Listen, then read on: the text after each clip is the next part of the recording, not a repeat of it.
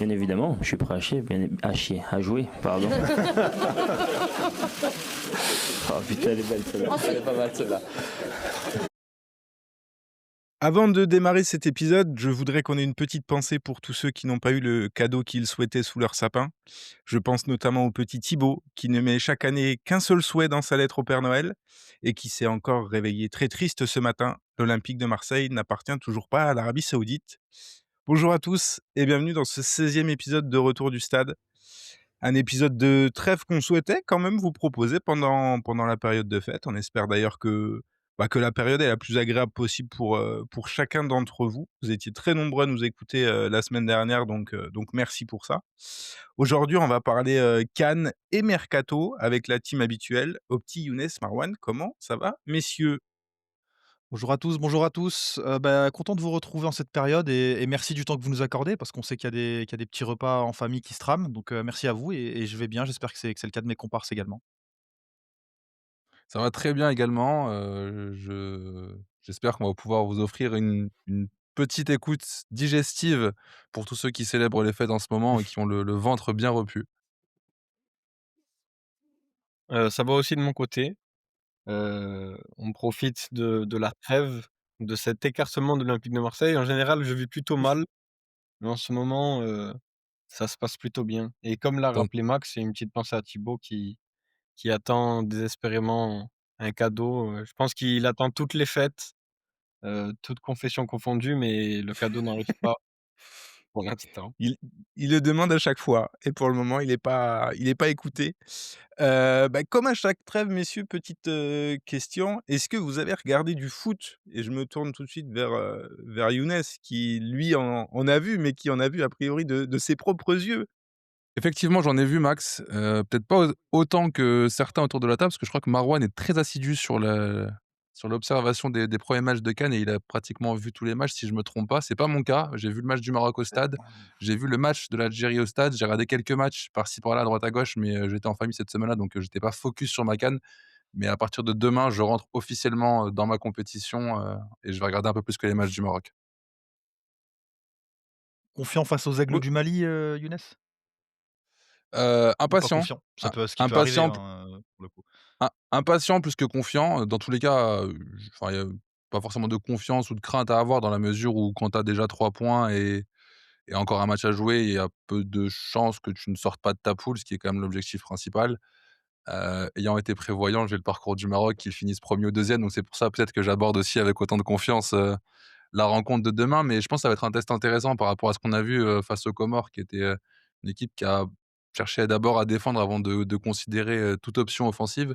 Là, on aura un peu plus d'adversité demain et je pense que ça va donner un match un peu plus plaisant, donc j'ai hâte de le voir. c'est toi, du coup, qui a fait bugger Yala tout seul en te Yala et la ticket de service, tu tout acheté d'un coup, tu étais le 1er sur la liste Non, d'attente? pour le coup, j'ai été très raisonnable, j'ai acheté que ce dont j'avais besoin et je déplore malheureusement le fait qu'il y ait beaucoup de revendeurs qui se soient accaparés un petit peu cette billetterie et qui nous privent d'avoir des stades pleins à tous les matchs. Au petit, toi, tu regardes un petit peu cette CAN? J'ai regardé les mêmes matchs que Younes, malheureusement, depuis Marseille, donc derrière la télé.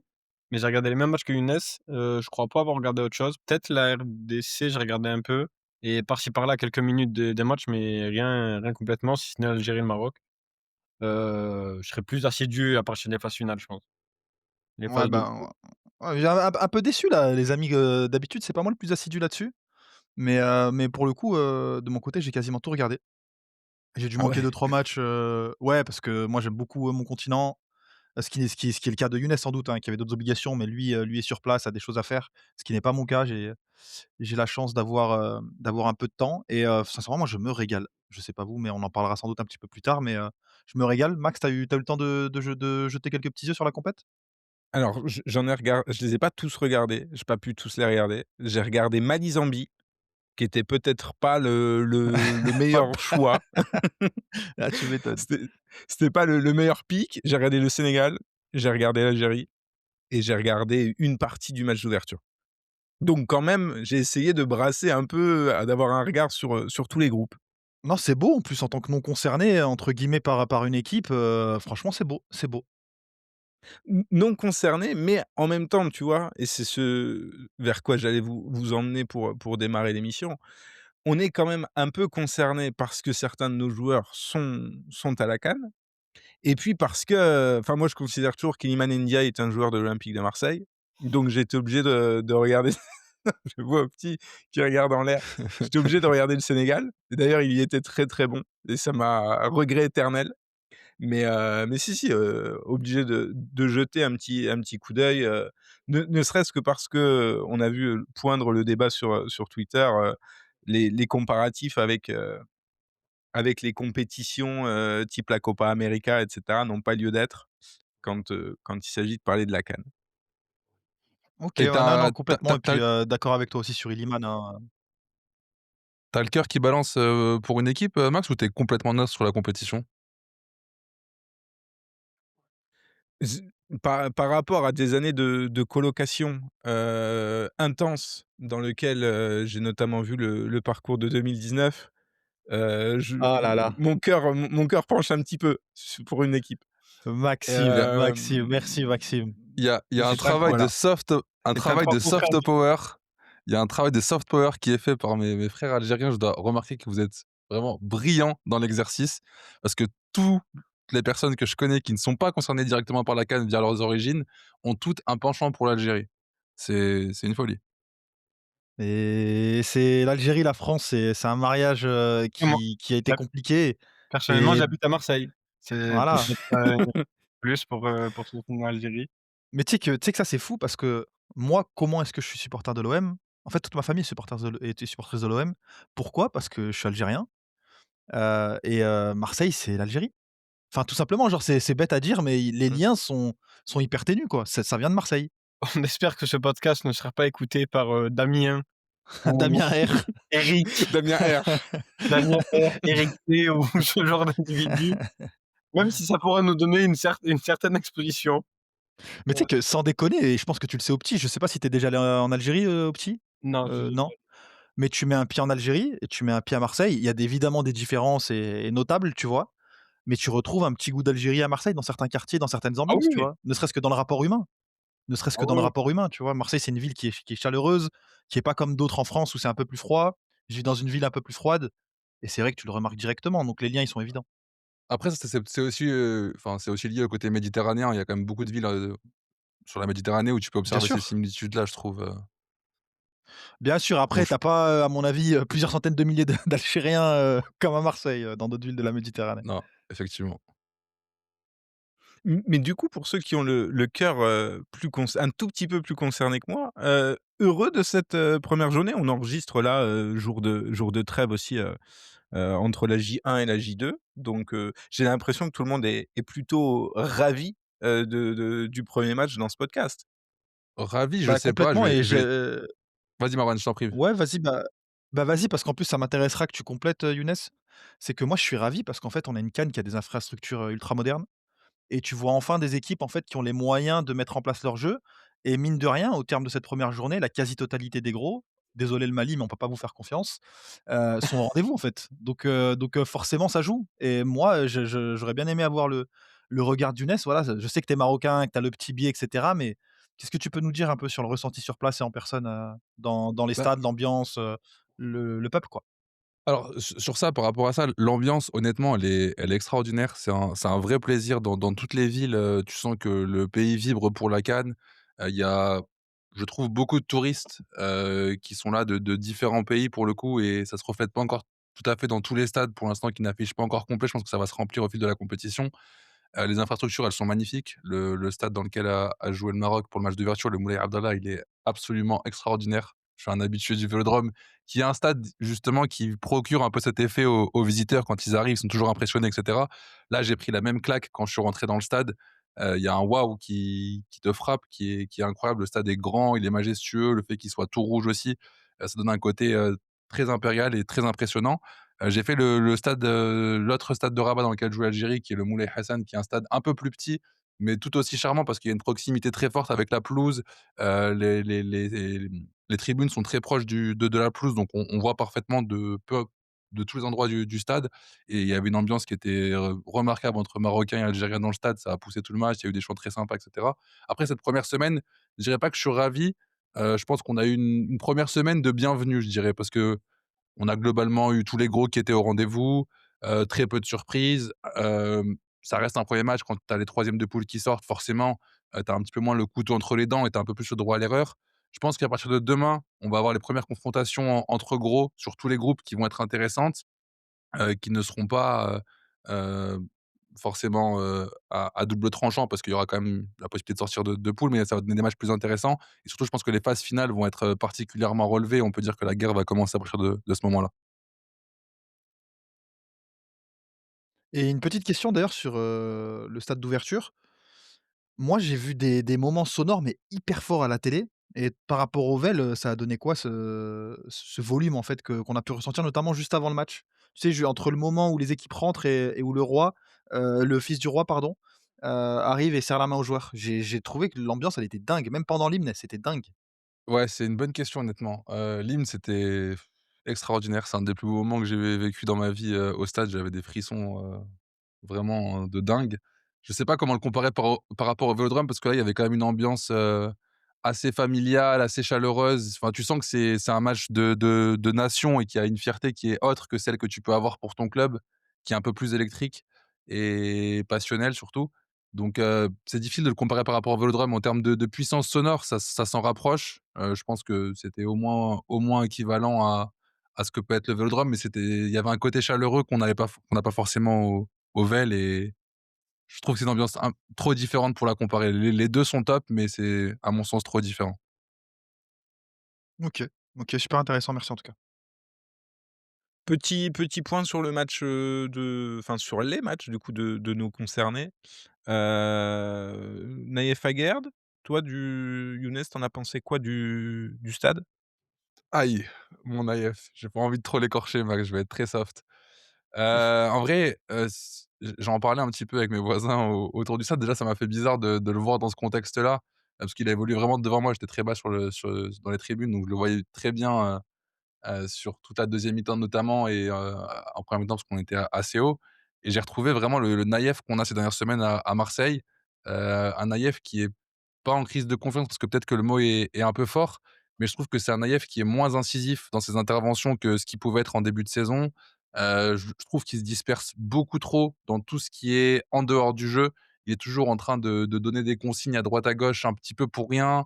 L'image forcément forte que tout le monde a, c'est celle où il s'arrête de jouer et qu'il laisse l'attaquant partir au but et ce qui me dérange, c'est que, bah, pendant 10-15 minutes après, il expliquait à qui voulait l'entendre, à côté de lui sur le terrain, il réexpliquait un petit peu ce qui s'est passé, il mimait le geste du sifflet pour dire qu'il croyait que ça avait sifflé et on était 10-15 minutes après l'action donc ça montre qu'il a pas du tout switché et je sais pas, c'est un Naïef que je trouve un petit peu emprunté honnêtement, je sais pas dans quelle mesure sa gêne physique influe sur ça, mais c'est pas le Naïef tranchant qu'on a l'habitude de connaître, c'est pas le Naïef hyper concentré qu'on a l'habitude de connaître et j'espère qu'il va monter en puissance dans la compétition. Sur la fin de match, il y a 2 interventions salvatrices qu'il fait qui sont hyper intéressantes et qui, à mon sens, lui ont fait du bien et qui vont lui donner un peu de confiance. J'attends de voir particulièrement demain face au Mali, surtout s'il doit encadrer un jeune comme Aïd Boudlal, il va falloir qu'il dégage beaucoup plus de sérénité parce que là, pour l'instant, c'est pas encore trop ça. Est-ce que tu l'as ressenti toi un peu gêné physiquement ou tu le sens en pleine possession de ses moyens? C'est difficile à dire honnêtement, je trouve pas qu'il ait l'air gêné physiquement dans ses interventions, dans ses courses, il a pas l'air particulièrement embêté.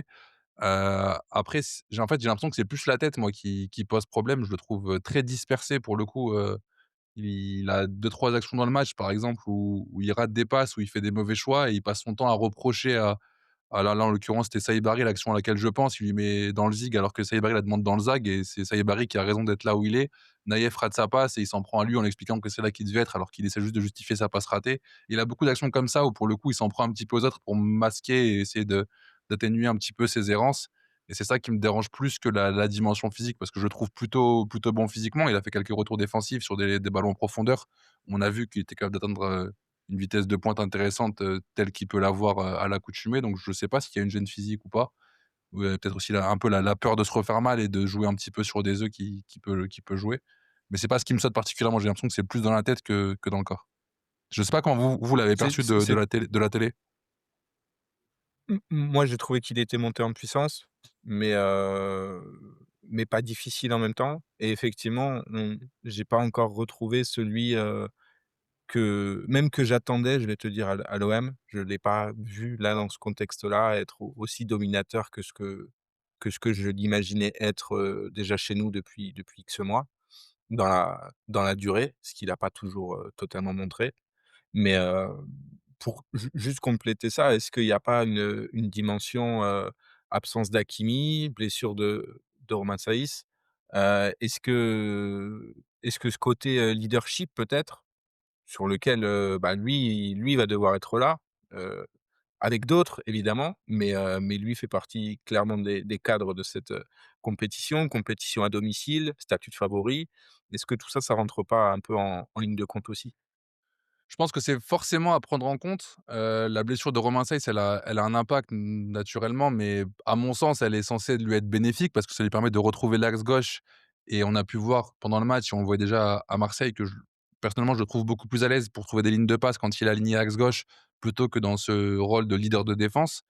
Après sur la notion de leader, elle est quand même assez diluée au sein de l'équipe du Maroc. On repose pas sur, 1 ou 2 leaders, forts comme ça peut être le cas de d'autres sélections. Là, tu as des joueurs comme Yacine Bounou qui est, bah, le vice-capitaine. Tu as Romain Sess qui était dans le groupe aussi qui portait un petit peu ce poids du leadership. Tu as un joueur comme Amrabat aussi forcément, qui fait partie de tes leaders. Donc tu as quand même, allez, on va dire entre 3 et 5 joueurs qui ont au moins autant de leadership que Naïef, si ce n'est plus. Donc j'ai pas le sentiment qu'il ait un poids particulier sur ses épaules comme, peut l'avoir un Aubameyang avec le Gabon, par exemple. Mmh. Aubameyang, on va en parler d'ailleurs dans quelques minutes. Les amis sur la guerre, pour ceux qui ont vu le match, Non, petit bah, avis ou? exactement la même analyse que Younes, très sincèrement, je le trouve vraiment emprunté, moi, ces dernières semaines et bon, voilà, je sais pas si c'est lié à ça, mais en tout cas, ça coïncide avec, le fait que sa pubalgie était de notoriété publique. Après, il faut aussi se rappeler que Aguerd, quand même, c'est aussi un leitmotiv dans sa carrière. De temps en temps, il a ses petites cagades, de temps en temps, mais c'est vrai que là, c'est quand même assez prononcé ces derniers temps et bah, écoute, on verra. Moi, j'espère juste qu'il va pas se péter, avec le Maroc. C'est juste ça que j'espère et qu'on arrivera, en fait, à avoir vraiment le maximum de Naïef Aguerd avec l'OM en seconde partie de saison. Parce que je pense quand même que là, il pioche un peu physiquement et je suis pas sûr qu'une pubalgie, tu puisses, jouer dessus, surtout à son âge entre guillemets. Non pas qu'il soit vieux, mais c'est un âge où tu commences à sentir les matchs, passer. J'espère que ça va pas durer trop longtemps. Voilà, mais je ne souhaite pas une élimination du Maroc prématurée, bien entendu. Toujours bon de le préciser quand même. Moi, pour la garde, je trouve que c'est un peu l'effet placebo. C'est-à-dire que si on nous avait pas parlé de sa pubalgie, je suis pas sûr que beaucoup auraient relevé notamment sur le plan physique, je trouve pas qu'il y ait d'alerte dans les matchs où je trouve pas diminuer à la course ou à l'impact, particulièrement. Pour la baisse de niveau, je pense que c'est surtout tendancieux, enfin, c'est surtout en lien avec les résultats de l'OM, donc forcément, heu, à part celui qui crève l'écran, tu as tendance à égratigner un peu plus tout le monde. Après Younes l'a vu du stade. Pour ce qui est de l'hyperactivité ou le fait de vouloir tout justifier, ça peut s'entendre, tu vois? Moi, ça m'avait choqué, par exemple, c'est un peu la même chose que ce que Younes évoque là sur l'action où il prétend siffler. C'est contre qui laisse passer la contre Monaco, je crois. Contre Monaco, il y a un ballon Mmh. dans le dos, qu'il laisse passer en mode, c'est safe. Au final, Rouli a un truc à discuter avec un monégasque et après il explique à Rouli: «Parle-moi». Ou mais frérot, la base, c'est que le tant que le gardien te dit pas laisse, tu lui laisses pas. Tu lui reproches pas de te Mmh. dire interviens ou interviens pas. Surtout Vélodrome, Monaco, j'étais pas au stade parce que j'étais un peu malade, mais c'est des matchs dans tous les cas où tu t'entends pas. Donc je suis d'accord avec Younes sur le côté un peu, je sais pas, un peu affolé, un peu ou dans la tête, c'est un peu c'est plus c'est moins sérieux, c'est plus sur un fil pour un oui ou pour un non. Première réponse, peut-être demain du coup, enfin demain par rapport au jour d'enregistrement, lors de la rencontre contre le Mali. Deuxième match qui nous intéresse, alors je ne sais pas si tout le monde l'a vu celui-là, le Cameroun-Gabon. Avant de passer au cas, Obama, parce qu'il y a eu une petite polémique là qui est née, aujourd'hui, on y revient dans une petite minute, mais est-ce que vous ne pensez pas que ce Cameroun manque de François-Régis Muguet? Ah, On rappelle qu'il a attends, il avait fait quoi? Il avait refusé la CAN pour Il a rester à il avait l'OM? ah ouais, refusé la pour refuser sélection, la ouais. Ouais, il a refusé. C'est Conseil de complètement l'agent. fou en vrai quand on y pense, hein. Conseil de l'agent, Ouais, enfin, mais vous imaginez la lucidité du gars? Sincèrement, hein, je alors suis désolé, hein, mais il avait pas le i niveau, il avait pas le niveau, il Muguet. Non, avait mais dit parce que du il a coup, je l'ai revu cette anecdote-là en préparant l'émission et en gros, il a fait un peu son mea culpa depuis. Je sais pas de quand, date l'interview, mais il avait fait son mea culpa en disant qu'il avait un peu les ischios qui tiraient. Voilà, il y a une version officielle et une version officieuse. La version officieuse, c'est qu'à l'époque, il avait un tout petit peu plus de temps de jeu qu'actuellement, et qu'il espérait, faire son trou en restant et en refusant, la sélection je crois que c'était Rigobert Song, à la tête du Cameroun. Mais depuis, la trajectoire est quand même terrible. bah, il est remplaçant N3 là, à Voilà. l'OM. Donc c'est triste et mais en fait, c'est moi honnêtement quand je Mais il repense avait à une ça, belle prolongation de contrat. Il a encore, au moins une ou 2 années, non? je crois ils l'ont prolongé, je crois, jusqu'en 2028. Oh, Ça c'est dingue. faudra leur demander pourquoi et mais franchement quand je repense à ça, c'est triste quoi, parce qu'en plus je crois que c'était, la CAN c'est la dernière normalement, donc elle était en Côte d'Ivoire.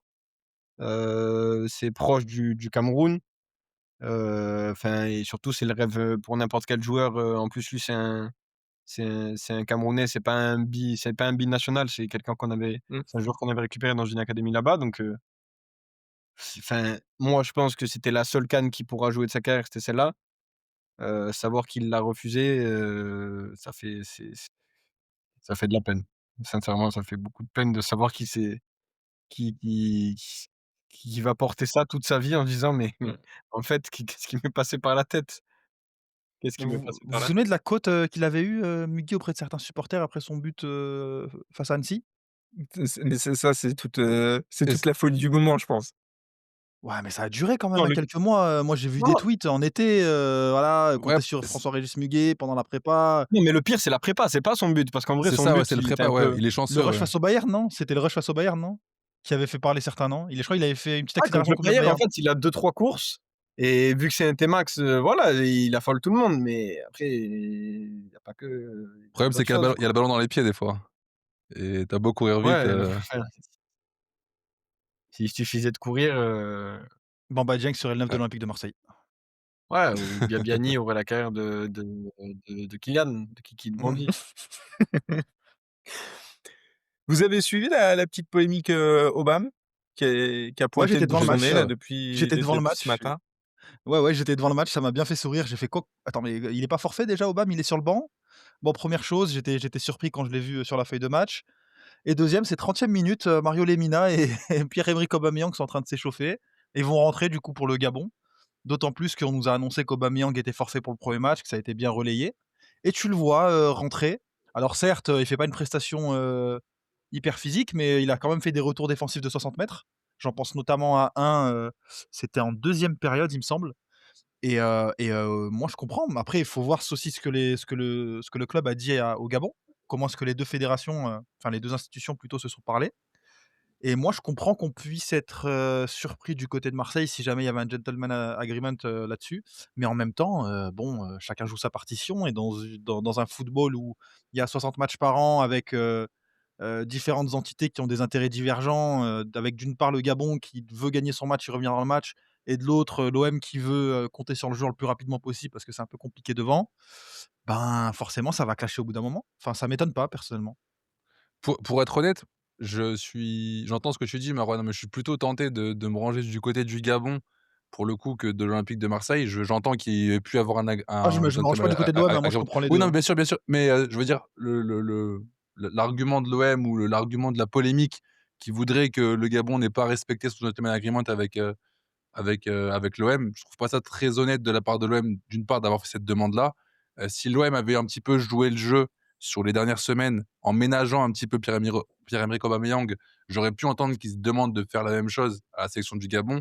Là, honnêtement, Aubameyang, on l'a pris sur les dernières semaines et on l'a essoré. C'est une orange qui a plus une goutte de jus à offrir et on l'a envoyé au Gabon. Donc, honnêtement, le Gabon qui joue, sa compétition dans un groupe très, très, très relevé, je peux entendre que, bah, déjà, ils soient pas très contents de récupérer le joueur dans cet état de forme parce que, bah, il a joué quasiment tout le temps, tous les matchs et toutes les minutes. Il y a des matchs où on aurait pu le sortir un petit peu, on a préféré le laisser, pour qu'il puisse marquer son but. Je crois que c'est contre Brest notamment où il joue la demi-heure de plus parce qu'on veut le faire marquer impérativement. Ça s'entend pour son moral, mais au final, en termes de gestion physique, c'est peut-être pas l'idéal. Je comprends que le Gabon, enfin, s'ils ont besoin de lui et qu'il est assis sur le banc et que lui, je pense, veut jouer avec sa sélection, bah, il le fasse jouer et l'OM n'a pas son mot à dire là-dedans, en fait. Enfin, en fait, ce qui me dérange, c'est juste que l'OM se permette d'intervenir sur ça. Honnêtement, c'est une compétition internationale. La sélection a besoin de son joueur, ils le font jouer, ben, soit. Après, Surtout s'il n'est pas enfin, ouais. blessé, en fait. Après, c'est un Ouais, problème qui se exactement. pose, parce que forcément, quand tu as une compétition en même temps que la compétition de club, ben, l'un a des effets sur l'autre, tu vois? Donc forcément, il doit y avoir un dialogue et forcément, il peut y avoir des accords. Donc c'est pas comme si les 2 ne se parlaient pas. À mon avis, ils se sont parlé, peut-être qu'il y a des choses qui ont surpris. Mais c'est vrai qu'en dernière instance, il y a pas d'harmonie possible, quoi. Si le Gabon, comme tu dis, est au pied du mur, ils vont l'utiliser. Donc Non, mais Ouais, je comprends. En fait, moi mon moi, point, au-delà c'est de plutôt ça, de dire si l'OM, pardon, juste un petit, mais juste pour compléter ce que je disais, si l'OM avait fait un petit effort dans la gestion ouais, ouais, d'Aubameyang pour le Gabon, j'aurais pu entendre que l'OM attende la réciproque de la part du Gabon. Là, honnêtement, c'est pas le cas. L'OM a fait 0 effort sur Aubameyang pour lui permettre d'arriver ne serait-ce qu'un peu frais à la CAN. Donc, bah, c'est difficile d'en vouloir au Gabon derrière de ne pas rendre l'appareil que tu n'as pas créé. ouais, je comprends. ouais et puis, moi, il y a un truc qui me dérange sur le plan moral, c'est que l'info, elle sort de chez RMC. Tu peux supposer que c'est, que tu l'as laissé filtrer.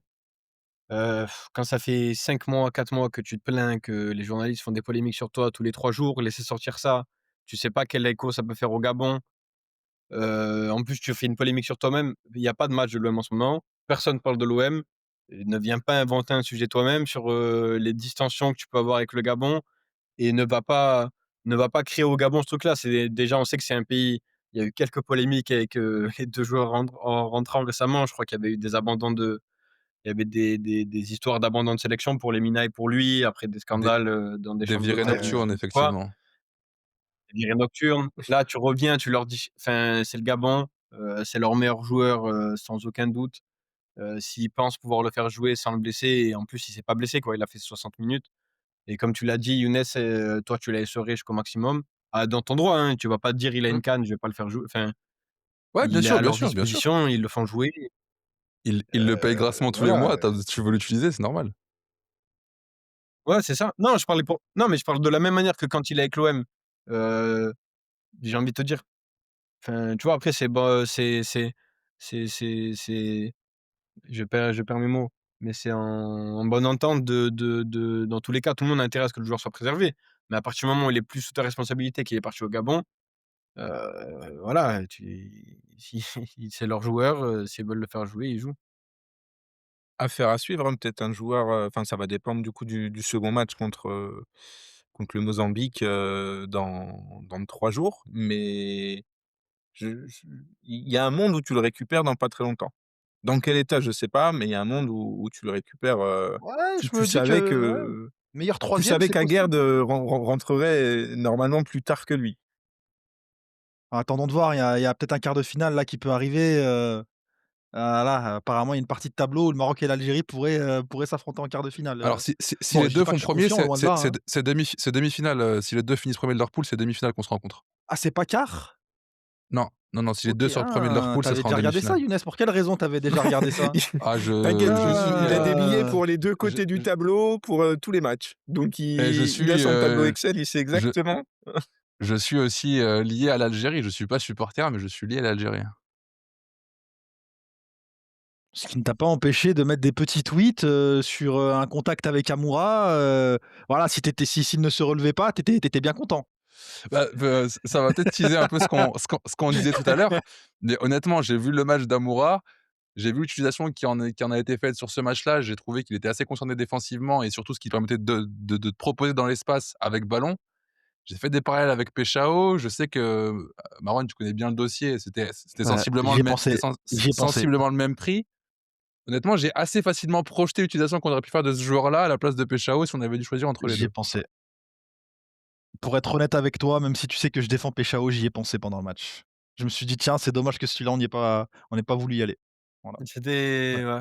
Après, il y a des tableaux comparatifs qui sont sortis. Il a mis des buts sensationnels comme contre l'OGC Nice, où il a exprimé là, il y a une comp et je sais pas si vous avez vu, mais la Ligue le compte de la Ligue 1 sur Twitter a posté une compilation de Peshao, dans le championnat français. C'est Qu'est-ce que de tu en penses de cette compilation, Et Opti? est-ce que tu peux nous décrire cette compilation? en fait, me dire que cette compilation est basée sur 938 minutes de jeu dans le championnat, ça fait mal. Enfin, ça j'ai genre, je veux bien les statisticiens, les tableaux Excel, il est déjà à 14 GA, oui, mais la compilation d'une minute, sur le condensé d'une minute de ces 940 minutes en Ligue 1, ça fait C'est un secouer. mauvais monteur, Opti, arrête, c'est un mauvais monteur. Si l'UEFA propose la même compile que la Ligue 1, les images peuvent être beaucoup plus sympas quand même. Ah Oui, ça, oui, ça oui. Et puis même, sans être mauvaise langue, j'ai pas envie de descendre Peshao plus que ça, mais moi, c'est plus oui, non, la là, c'était pour la vanne, comparaison. on m'a lancé. Ouais, c'était pour la vanne sur, Amoura, tu vois? Mais, s'il avait signé à l'OM, sincèrement, on aurait fait un investissement. En plus, on aurait pu faire une grosse bascule derrière, ce que je pense que tu ne feras pas sur Peshao.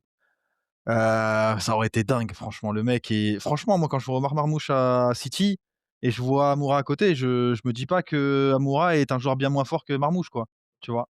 Donc Marmoush est un super joueur, attention.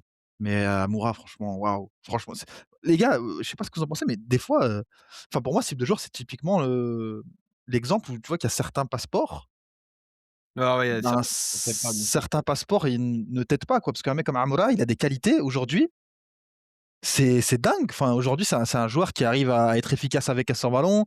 Il a une capacité à armer, en plus, en bout de course. Ça a toujours été un gros finisseur à éliminer. Il a un gros volume de jeu défensif. Excuse-moi, Enfin, je te coupe, on Marwan, mais moi, il y a un ouais. truc, j'étais avec des collègues à moi et ça m'a un peu rendu fou parce que j'aime bien faire ça en général et on n'arrivait pas à faire, de parallèle entre Amoura et un autre joueur, ancien, contemporain ou qu'on a connu, Il est tu vois? assez unique, Dans le ouais. profil, physique.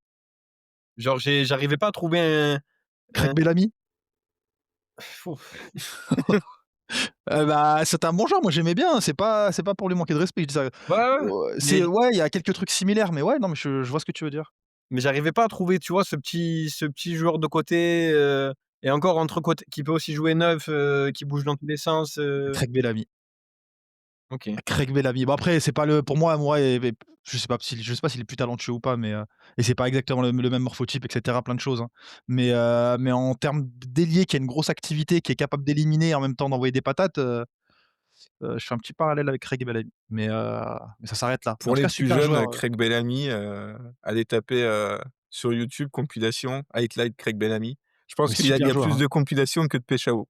Mais faut d'ailleurs les gars, désolé du hors sujet, mais je kiffais Craig Bellamy moi. Je trouvais que c'était vraiment je vous promets, c'était un super joueur.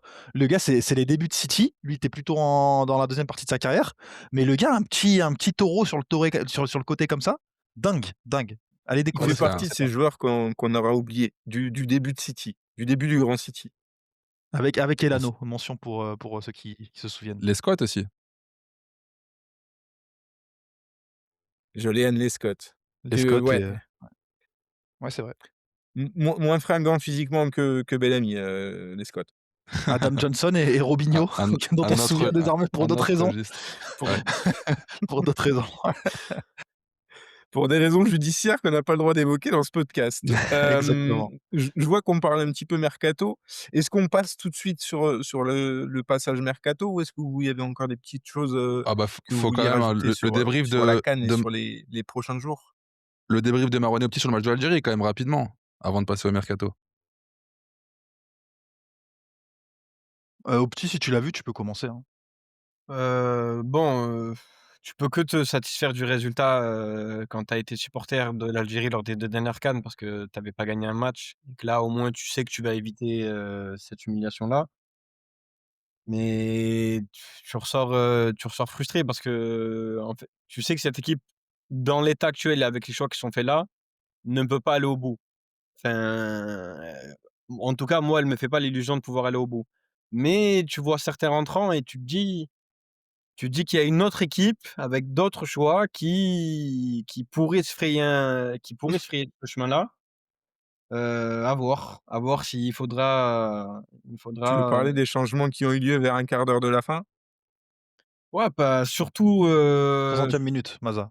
60e ouais, minute. c'est Aussi, surtout ouais. Maza quand tu vois Maza rentrer, moi, je me branche pas devant le Bayern tous les week-ends. Je l'ai aperçu, je crois, en Ligue des Champions et tout ça, mais là, tu le revois et il rappelle à tout le monde que au-delà même de la CAN, c'est un gros, gros, gros espoir du football mondial, quoi. Genre, c'est un joueur sensationnel et tu te dis que c'est pas possible qu'il démarre pas dans le 11 de l'Algérie et Avec toute l'affection que tu portes pour Fares Chaibi, avec toute évidemment. l'affection que j'ai pour Fares Chaibi, moi, je pense pas que Bennacer puisse sortir du 11, même si j'entends qu'il est cramé, qu'il est un peu dépassé. Pour des raisons d'aura, de statut? Non, mais pas tant le statut, mais tu vois, par exemple, un milieu Maza Boudaoui, il faut un mec avec de la bouteille. Alors il faut Après, Chaibi joue plus haut, il joue au 10 entre guillemets. C'est une sorte de 4-2-3-1 en soi, hein.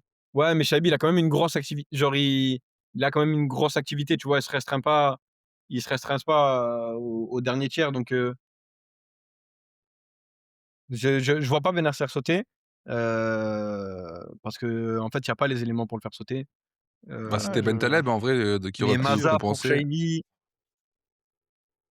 ouais, tu vois, il y a que Bentaleb et il est pas là. Moi j'aurais mis Abdelli, hein, dans le double pivot, hein, Boudaoui Abdelli et du coup Boudaoui aurait été beaucoup moins concerné offensivement, pardon, beaucoup plus dans un rôle de relayeur, avec Abdelli qui lui s'occuperait peut-être un petit peu plus de la création en s'extrayant du bloc Mmh. et devant tu mets un Ibrahim Maza. Pour moi c'est pas déconnant en tout Ouais, non, c'est cas, vrai que en Ouais. fait, sur le Boudaoui papier, ça s'entend, Boudaoui l'a mais fait, il faut hein, quand même l'a fait l'a non, j'allais juste dire Boudaoui vas-y, l'a fait vas-y, sur Younes. quand Bennacer sort, Boudaoui est un peu plus reculé, il est un peu plus devant la défense, il est un peu plus protecteur et dans ce rôle-là, il est très bon aussi. Après, tu te prives quand même ouais, de bah, ses oui. capacités de projection qui sont intéressantes. Le premier but, tu vois, par exemple, c'est une très belle illustration de ce qu'un Boudaoui peut apporter s'il est pas cantonné à ce rôle de devant la défense.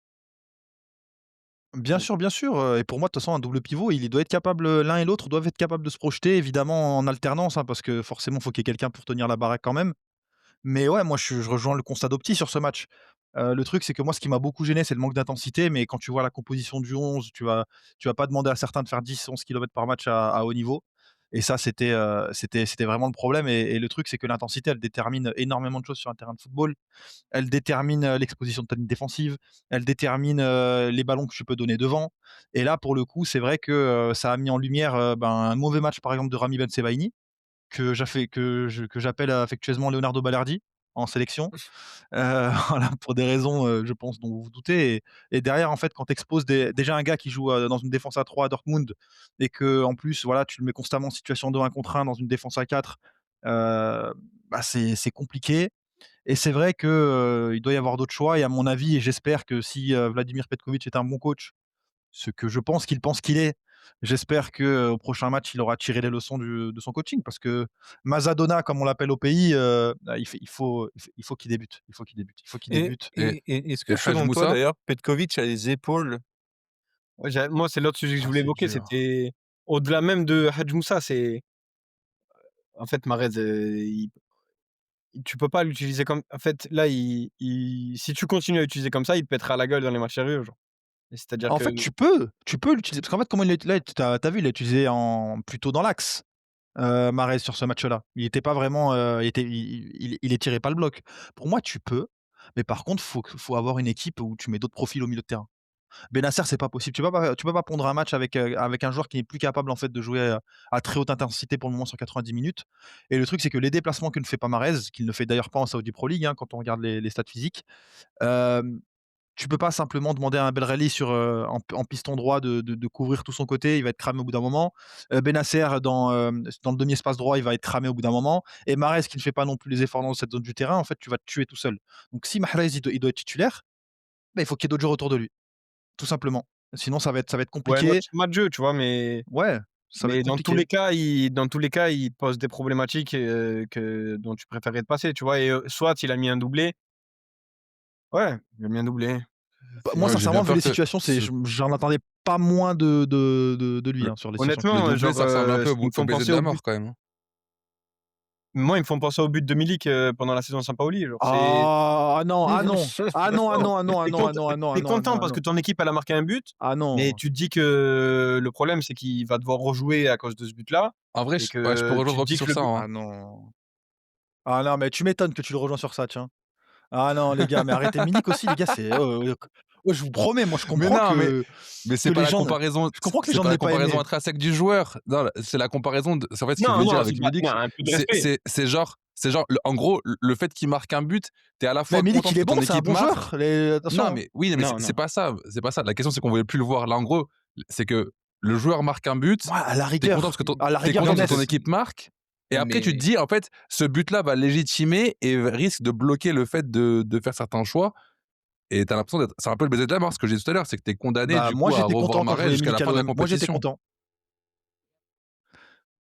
Moi j'étais content quand je voyais Milik à l'OM. C'est pour ça que j'aime pas la comparaison. Moi je trouve qu'il a été mal jugé, je trouve qu'il s'est mal comporté aussi, mais je trouve qu'il a été mal jugé, Non, sur là, certains c'est moments. juste Et si tu es en Europa mais League de toute si tu es en façon, Europa League sous Sampaoli, c'est notamment grâce à Milik. Et par contre, je ferais plus un parallèle entre Mahrez et Payet sous Tudor. après, il y avait pas les buts avec Payet sous Tudor, donc c'est pas trop Oui, ça marche oui, pas. mais il est en gros, tu pouvais te dire qu'au sortir de la saison Sampaoli, tu es tellement important que c'était difficile de t'en priver, quoi. D'autant plus que tu Ouais, avais mais pas un profil, pour le je remplacer. je pense aussi que la relation Petkovic-Mahrez est pas aussi délétère que la relation, Tudor-Payet. Oui, Et c'est je ça. pense que Tudor est plus à même de faire des choix que Petkovic. Moi, je pense que Petkovic est très heureux de mettre, Mahrez Je Ah, je pense crois qu'il est que très et ouais, heureux que d'être là, dou hein. et que doublé ou pas doublé, on l'aurait tout autant vu. Ouais, oui, ça Ben, c'est c'est sûr, mais possible, le fait hein. qu'il y ait Le un truc, doublé, c'est que c'est ça qui pose question, en ça fait, éteint les hein. débats. En fait, le truc, c'est que en fait, pour moi, c'est une Algérie avec Mahrez, c'est possible. Quand tu voilà.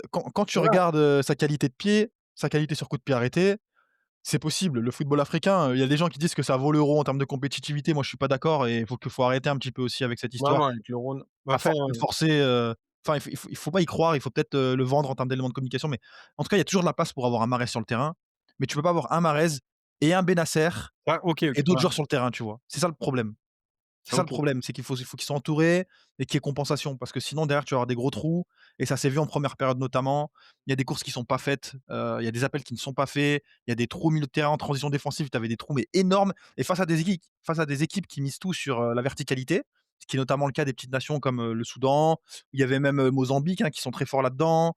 Il y avait qui encore? Toutes les équipes finalement qui techniquement sont moins fortes, elles vont essayer de compenser sur l'engagement physique et en transition, tu leur offres des boulevards et je suis désolé, l'Algérie, lors des dernières CAN, par exemple, on s'est fait fumer contre le Sierra Leone, contre la Guinée équatoriale, et j'en passe. C'est notamment parce qu'en fait, tu avais une équipe qui manquait d'intensité et de cohérence collective. Et malheureusement, un profil comme Mahrez, quand tu l'alignes avec d'autres, ta cohérence collective, elle en pâtit.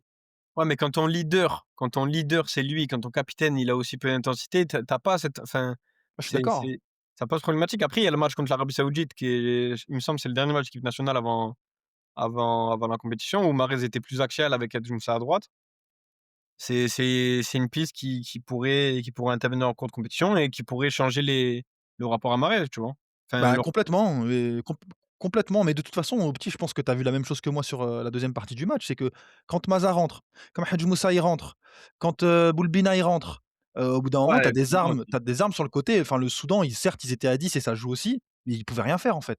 Quand tu as des mecs qui imposent des dilemmes aux défenseurs adverses, bah, forcément, ça te force à défendre Bah, le différemment. problème au début du match, c'est que celui qui impose le plus de DM au défenseur adverse, c'est bon d'ailleurs, il provoque un rouge, c'est Aït Nouri, tu vois? Mais c'est pas ce que tu attends un c'est ton joueur le plus différentiel, en 1 contre 1, c'est Aït Nouri, donc Et tu avais Amoura aussi qui avait fait quelques différences et qui, pour le coup, moi, je trouve qu'il a été pointé du doigt injustement sur sa première période. Parce qu'en qui fait, Amoura, moi j'ai pas heu, fait attention, ouais, ouais, bah, non. certains ont dit, notamment Walid Acharchour, que je salue d'ailleurs, qui est un gars que j'apprécie, qui disait notamment qu'il avait surjoué. Mais en fait, le truc, c'est que c'est le lot de tous les joueurs, qui sont dans un collectif qui manque d'intensité, bah, forcément derrière, ils vont être mis en lumière. Parce que c'est les seuls à tenter et c'est les seuls à rater, du coup. Mais ouais, avec Nouri, je suis d'accord aussi, les gens ont été durs avec son match, mais encore une fois, les équipes qui manquent d'intensité enfin moi, en toute honnêteté, si on doit se le dire entre nous, l'Algérie, si, c'est la formule qu'on va avoir toute la compétition, je les vois pas aller loin, hein. Ouais, non, Je c'est les pour ça. vois, ouais. voilà, tu vas faire deuxième tour, tu te fais taper, hein. Tu joues comme ça. Le Maroc, là, aujourd'hui, on rigolait tout à l'heure. Là, tu fais Maroc-Algérie avec un Algérie qui manque d'intensité comme ça, mais ils se font allumer l'Algérie. Ils se font allumer. Ouais, non, ça fait peur. C'est pour ça qu'il va falloir des petits changements. Après, tu peux espérer une montée en régime de l'Algérie au fil de la compétition, c'était un match, tu vois, ils ont peut-être pris le match Bah, il à faut la faire d'autres légère. choix aussi parce que c'est possible ce que tu dis, mais au bout d'un moment, il y a pas des mecs qui vont faire 12 kilomètres, enfin voilà, il y a pas des mecs qui vont faire 12 kilomètres du jour au lendemain. Mais enfin, avançons. Suite au prochain épisode, on fera un petit point la semaine prochaine. On saura déjà plus. Déjà, je crois qu'on sera déjà quasiment à la fin du tour de poule, Ouais, on sera lors là, de on sera à la fin, ouais, l'enregistrement ça du finit prochain mercredi soir. épisode. Donc on aura déjà, plus d'enseignements. On a parlé, rapidement de mercato, quand on évoquait les profils qu'on aurait aimé voir, à l'OM, qui joue cette compétition. Ça fait partie un petit peu du débat qu'on va vous proposer sur la deuxième partie d'émission.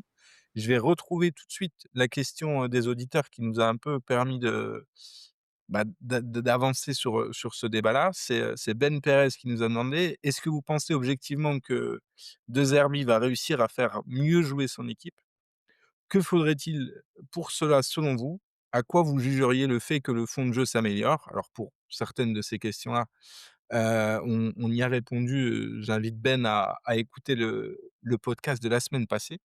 Mais si on se concentre sur que faudrait-il pour que ça joue mieux, c'était un peu la thématique de l'épisode, à ce niveau-là. On va d'abord essayer de voir ensemble tous les 4 là où ça pêche un petit peu, en parlant notamment de profil et de poste. Et puis, si, certains ont des petites idées mercato à nous proposer, on va écouter tout ça sur la deuxième partie d'émission. Marwan, je te lance, là-dessus. À ton avis, au-delà du débat RDZ évidemment, qu'on a à peu près une fois par émission, mais mais si on exclut un petit peu ce débat-là de la question, heu, où faut-il recruter? Que faut-il faire sur ce mois de janvier pour que ce soit un peu plus compétitif? Écoute, c'est une question très intéressante parce qu'il y a 2 façons de voir la chose. Il y a en apportant une lecture personnelle ou en apportant une lecture calquée à ce que Roberto De Zerbi, veut faire de son équipe. Et moi, je pense que la plus intéressante, c'est la seconde, parce que qu'est-ce enfin, on s'en fiche de, l'avis de Marouane Belkacem qui veut, je sais pas moi, 3 milieux, 2 Mmh. défenseurs, c'est pas moi qui fais jouer l'équipe. Et moi, je pense que dans l'esprit de De Zerbi, ce qu'il faut, c'est un 10 ou un milieu offensif. Bah, je j'aime pas dire 10 parce qu'il y a pas vraiment de 10 en fait à l'OM, je pense pas que Roberto De Zerbi veut vraiment jouer avec un dépositaire du jeu tel qu'on entend derrière le terme 10. Mais je pense qu'on a besoin d'un milieu offensif. Déjà parce qu'il le répète à qui veut l'entendre depuis 1 an et demi et c'est pour ça que j'ai trouvé bizarre un peu qu'on en apporte pas un sur le mercato. Je sais pas si Roberto De Zerbi était d'accord avec ça. L'an dernier, il disait que d'habitude lui, il jouait en 4-2-3-1 avec un numéro 10 mais qu'il y en avait pas, que Carboni, entre guillemets, «devait être ce joueur» et cetera et cetera. Et cet été, aucun 10 n'est venu et je pense que ça pêche dans le jeu. Je pense que, De Zerbi a 2 façons de voir ce milieu offensif. Soit en décalant Greenwood, en jouant dans l'axe et en rajoutant un excentré comme, le recrutement de Zegrova avait été pensé, à mon avis. Soit en ayant, ben, un vrai milieu offensif axial. Et moi je pense que, ou l'une ou l'autre des solutions, ça peut être intéressant. On peut même allier les 2 en prenant un axial qui peut jouer à droite. Et j'avais quelques idées à vous soumettre, qui sont pas forcément hyper, originales. Bon, évidemment, il y a Abdelli qui est pisté, mais qui ne jouera pas à mon avis à ce poste-là. À mon avis, c'est peut-être un peu plus pour le double pivot, si jamais on a à sortir Kondogbia, par Mmh. exemple. Heu, Qui joue quand même beaucoup plus bas à Angers. Enfin, Angers qui joue déjà pas avec un 10 pour il joue dans le commencer, double pivot avec Belkebla, mais donc voilà, il joue plus bas et sa capacité à se projeter, Après on la après, connaît. il y a beaucoup de Mais permutations effectivement, avec il Mouton quand part même de à plus loin. Angers sur les 3 milieux, tu as énormément de permutations, ça tourne beaucoup. Tu as Abdelli qui est parfois un peu plus haut que Belkebla et Mouton qui compense. Mouton est aussi très offensif. Il a quand même une liberté bah, d'action Mouton qu'il aura peut-être compense pas avec les forcément 10 autres Angevins, à Marseille. Ouais, bien sûr. Ouais, complètement. Complètement. Non, non, mais complètement, c'était vraiment pour appuyer ton propos, Younes, vu l'activité de Louis Mouton. Mmh. Mais oui, non, mais D'ailleurs, vous complètement. y vous vous y croyez? Parce qu'on en parle un petit peu en off, la piste Abdelli, est-ce qu'on y croit et qu'est-ce qu'on en pense, justement? Marwan, tu avais le micro ouvert, je t'en prie. Bah, écoute, moi, je l'espère parce que première chose, ça me ferait mal qu'il aille à Lyon pour une somme aussi modique qu'1 000 000 € à 6 mois de la fin de son contrat. Je pense que c'est un des meilleurs joueurs à son poste en Ligue 1. Je pense que tu as des carences, à ce poste-là aussi, dans l'équipe, mais malheureusement, tu as aussi une réalité, c'est que tu as beaucoup de joueurs à ce poste-là. Donc à Mmh. mon avis, il faudrait en faire sortir un, donc Kondogbia comme j'en parlais. Mais en même temps, quand tu regardes ses stats, aujourd'hui, quand tu le projettes à l'OM et j'utilisais l'outil notamment de Fort Antonucci, sur les projections d'un joueur, dans un autre effectif et tu regardes Abdelli, il aurait des meilleures performances qu'Højbjerg, à ce poste-là. Et moi, je préférerais avoir un Abdelli que Højbjerg, même si j'ai quelques petites réserves, notamment sur l'assise défensive derrière. Parce que tout simplement, tu aurais un joueur qui est à la fois capable d'occuper ce poste devant la défense et en même temps d'apporter de la verticalité dans ton jeu. Mais encore une fois, pour moi, c'est pas la priorité. La priorité, il faut aller chercher un offensif. Et en offensif, moi les gars, il y a des si on veut rester dans ce registre-là en Ligue 1, un offensif polyvalent qui peut jouer dans l'axe, et à droite, même en Ligue 2. Il y a 2 noms. Il y a pour moi Ilan Kebal. Ilan Kebal qui me paraît cohérent, gaucher. Il a fait des misères, au Vélodrome. Il a mis un but de zinzin. C'est un joueur qui doit aussi rattraper le temps perdu et je pense que c'est le type de profil qui la pression, je suis pas sûr qu'il la sentirait au Vélodrome. En tout cas, vu comment il a joué avec le PFC, après évidemment le maillot joue aussi et je pense qu'aussi la signature de Jessim Yassin, c'est pas une mauvaise idée. Ce serait pas une mauvaise idée parce que c'est un gros potentiel pour le coup qui n'a pas 27 ans comme, Ilan Kebal, avec beaucoup plus de questions parce que c'est un joueur qui joue en Ligue 2. C'est un joueur qui n'est pas confirmé, c'est un joueur qui a pété récemment, c'est peut-être encore un quelqu'un qui est jeune dans sa tête. Il y a pas de souci, mais c'est vrai que au vu de la surface financière de l'OM, ce serait peut-être pour moi, les 2 meilleures solutions, aujourd'hui à l'OM, notamment Jessim Yassin parce que je pense que Kebal ça coûte un petit peu d'argent. Voilà. Oui, c'est ce que enfin, moi, j'étais en train d'y penser quand tu l'évoquais. Je vois pas le PFC le lâcher. Le PFC qui a pas besoin d'oseille, Kebal qui est un peu l'une de leurs têtes de proue, de leur figure de proue d'ailleurs pour le projet. Donc pour le Encore coup, 3 ça ans de contrat. serait ouais, voilà, en plus, ça serait un ajout qualitatif certain. Par rapport à moi quand je l'ai connu il y a une paire d'années maintenant quand il jouait à Reims, je pense que c'est un joueur qui a évolué, ne serait-ce qu'humainement et mentalement, qui est beaucoup plus stable et fait pour le haut niveau maintenant qu'il n'a été à un moment donné. Je sais que les médias l'avaient rapidement rapproché de Marseille, il fut un temps, il y avait eu un petit reportage sur lui, avant un Marseille-Reims, et toute cette lumière très rapidement quand il était à Reims, ça avait pas forcément fait beaucoup de bien aux joueurs, La capsule avec Henry aussi, sur le bord de ouais, voilà, terrain. il y avait eu beaucoup de choses autour de lui. Il était encore assez jeune à l'époque et il avait en tout cas dans ses performances, ça en était un peu ressenti. J'ai eu l'impression qu'il a quand même beaucoup mûri à ce niveau-là et c'est resté le même joueur, si ce n'est mieux encore. Donc ce serait à mon sens, une super idée et pour Yacine, est-ce qu'on n'a pas déjà alors est-ce que c'est pas trop pour lui? Qu'est-ce que tu en penses au petit? Moi franchement, je vais être simple sur Yacine. C'est déjà, je trouverais humiliant que l'OM pose 9 millions d'euros sur lui. Heu, Attends, ils en veulent 9, Dunkerque? mais même que ce soit 6 ou 9 ou dans cette tranche-là, Ah ouais, OK, pourquoi? je trouverais humiliant que l'OM pose 6 à 9 millions sur lui, quand il était à Marignane Gignac il y a Ah, encore, 18 mois ou non, ça fait peut-être 3 ans ou non, il me semble que ça fait, Ça ça fait fait 1 an et 2 ans et demi, je crois demi qu'il qu'il y est à est, non? Dunkerque. C'était 2024, il arrive à Dunkerque. Janvier Ouais, c'est ça, 1 an et 2024. demi, ouais. janvier Donc 2024? ça a fait 2 ans. Ça fait 2 ans. De ou bon bref, que ça soit il y a 18 mois ou 2 ans et demi, c'est un joueur que l'OM avait affronté en prépa avec les 19 et après qui est venu au campus, 3 mois après. Il était brillant à Marignane Gignac. À cette époque-là, tu le récupères pour, rien pour, ton équipe de jeunes et tu peux projeter de faire toi sa transition dans le monde pro. Heu, de payer 6 millions pour, récupérer le joueur pour un travail que toi tu as pas projeté de faire à l'époque, je signe pas quoi. Ouais, mais au petit, est-ce que vaut mieux pas le récupérer 6 millions plutôt que de se dire, «Ah zut, il vient de partir pour 45 à Liverpool»? Je pense pas en fait, je crois pas je crois pas, à son 45 plus tard, tu vois? Et OK, bah, ça mais t'appartient, hein. ça m'appart genre, je pense qu'il y a moi, j'irai pas dessus, tu vois? Et dans tous les c même si c'est pour le coup, même si je suis pas sûr, je l'ai pas trop vu évoluer dans l'axe, c'est plutôt un dynamiteur sur le côté. Moi, ce Ouais, que je ailier veux, c droit. dans l'idéal vraiment ailier droit, ouais. Il a une grosse qualité de passe, hein, les amis, par contre. Je sais pas si vous avez Genre vu, dingue, hein. genre s'il y a un profil pour moi qui est évident, c'est de prendre un offensif gaucher. Ça, autant il y a pas trop de doute, tu vois? Et je pense pas que tu le paieras sur le long terme. Mais pour revenir sur le cas d'Abdelli, par exemple, je pense qu'il faut arrêter de fantasmer, surtout pour un joueur comme ça, de croire qu'il va venir et révolutionner ton milieu de terrain, Ça, je suis heu, d'accord. de manière simple, tu vois? S'il est aussi brillant à Angers, c'est parce que comme on l'a dit et De Zerbi l'a dit, par exemple, c'est que c'est une équipe qui joue magnifiquement bien, c'est une équipe bien huilée. Comme l'a dit Younes, il brille devant dans le double pivot, mais il a mouton plus haut ou ça permute.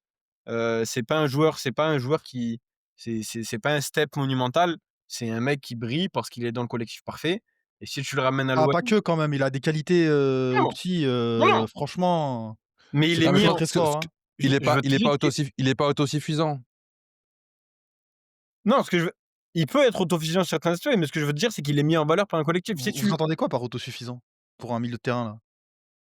Qui joue dans le double Bah, c'est pivot en un plus, c'est quoi? Vous voulez dire quoi par là? c'est un joueur qui va être bon en toutes circonstances. En l'occurrence, Abdelli, il correspond quand même à un système de jeu, assez marqué. Tu vois? C'est un joueur que tu peux utiliser quand tu as le ballon. C'est pas un joueur qui va être particulièrement intéressant si tu joues en transition. C'est un joueur qui est très, très bon techniquement, mais qui a pas un Bah, volume je sais physiquement. pas. Ouais, ça manque de rapidité quand même si Bah, tu je joues en sais pas, transition, franchement. un joueur comme Abdelli.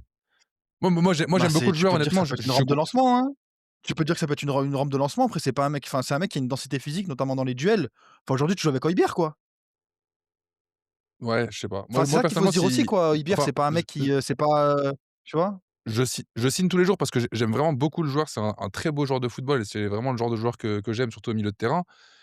Si l'OM avance dessus, moi je le verrais bien évoluer un cran plus haut parce qu'on sait que Deserbi, bah, par exemple, dans ce qu'il faisait de ce qu'il faisait de Rabiot l'année dernière, avoir ce numéro 10 qui a des qualités défensives, qui va permettre de participer au premier pressing. Je pense qu'Abdelli évoluerait plutôt ici dans un rôle de 10 mais qui travaille défensivement et qui est capable de travailler dans ton milieu de terrain et qui est surtout capable à la différence de Rabiot, de t'apporter une touche de créativité technique supplémentaire.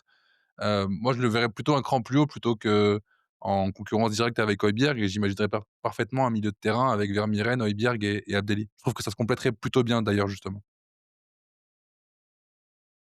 ouais et ce que je voulais dire, c'était pas pour critiquer le joueur ou dire qu'il avait pas le niveau. C'est juste pour dire que, il il joue dans le collectif, c'est un mec dont Angers et son coach tirent 100 parce qu'il est dans un super collectif qui tourne bien. Si tu le ramènes dans un collectif à Marseille, où tu lui demandes d'autres choses, que tu le sors un peu de son registre, que tu le mets plus en difficulté sur certains trucs, Les gars, on peut se retrouver dans 6 mois, avec, une base fan de l'OM qui là ne jure que par lui et qui dira dans 6 mois: «Ouais, il avait pas le niveau pour l'OM». C'est juste Abdelli le était bon à Angers quand, ils étaient dans le trou la saison dernière, hein, aussi, hein. ouais, Enfin, c'est ça le truc aussi, quoi. C'est un mec qui est quand même régulier depuis plusieurs saisons. Après, moi, je te dis pas qu'il va changer de milieu de terrain, loin de là, hein. C'est pour ça que pour moi, je disais que c'est pas la priorité, sincèrement. Et c'est pour ça que j'ai été surpris que la rumeur sorte. Mais, pour moi, pour le coup, c'est un joueur qui a atteint un âge, il a quand même 27 ans, tu vois? C'est un joueur plutôt stable et à mon avis, si tu le prends, je pense que tu sais ce qu'il va t'apporter, tu vois? On attend pas à ce qu'il Au révolutionne, mais au-delà de au-delà évidemment de enfin, si on met de côté la blessure, d'Abdelli qui l'a sans doute empêché de partir cet été, à 1 an de la fin de son contrat.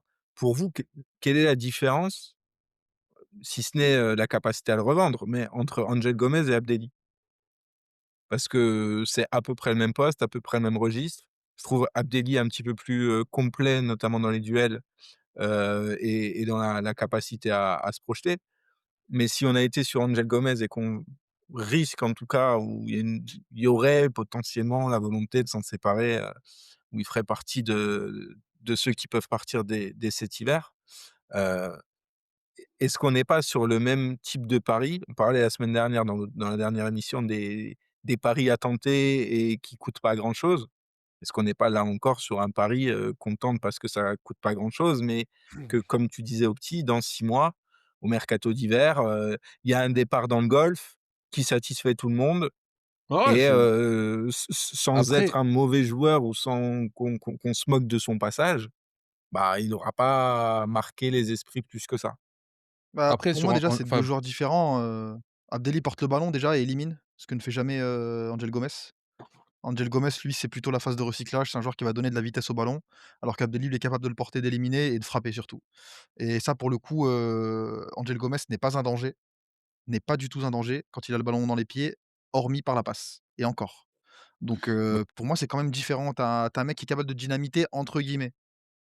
ouais, Et c'est ici, autre chose. c'est différent aussi parce ça que recueille le débat que vas-y, non, pardon, j'allais juste dire, faut pas non plus être trop ingrat ou trop injuste dans la lecture d'Angel Gomez. Certes, a priori, ces 6 premiers mois, ça ne marche pas, mais au moment où il arrive, il vient comme maillon manquant d'un milieu de terrain où tu sais que tu vas avoir Højbjerg et Rabiot et c'est ce qu'il avait projeté sur la prépa, ce qu'on a vu en prépa avec Angel Gomez dans un milieu de terrain où tu avais Højbjerg et Rabiot un cran plus haut. Je trouve que ça a apporté beaucoup de satisfaction. On a tous été, je pense, enjoué sur les matchs de prépa de voir les prestations d'Angel Gomez. On avait le sentiment que c'était un petit peu le chaînon manquant de l'année dernière. Là, dans la configuration où Rabiot est parti, on a dû se réajuster et avoir un milieu de terrain différent.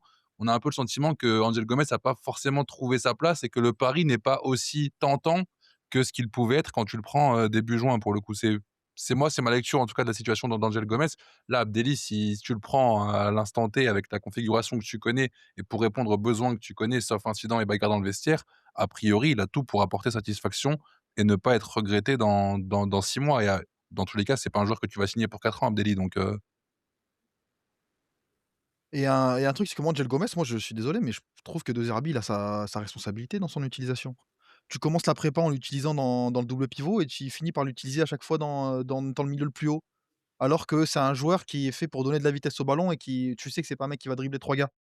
Au bout d'un moment, enfin, faut utiliser les joueurs aussi dans le registre qui leur sied et à mon Mais avis, à c'est l'OM pour ça que le pari Abdelli, il est potentiellement, il faut faire attention. En Parce que fait, ah bah, peut-être faut que faire tu attention vas ouais, mais partout, hein. après, la responsabilité c'est de Deserbi, je veux bien, pardon, Marouane, pour répondre sur ça, mais quand tu as un 10 comme Rabiot qui a vocation à travailler défensivement et que tu perds ce profil de 10 et que tu as plus réellement de 10 qui peut te permettre d'apporter autant de garanties défensives, bah forcément, Gomez, tu reconsidères sa position dans le double pivot. C'est plus compliqué de le mettre là dans ce rôle-là, pour le coup, parce qu'il va être moins protégé Mais ils avaient par qu'à le pas 10 faire tout ce travailleur cinéma devant. avec, Rabiot.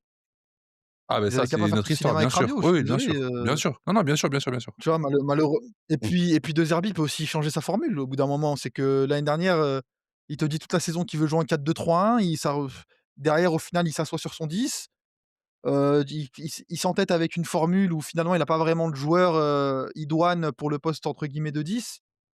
Il a le droit aussi de jouer avec une autre formule au milieu de terrain. Moi je suis désolé, mais avec les joueurs que tu as actuellement, un milieu à 3 il ferait beaucoup plus sens, tu vois?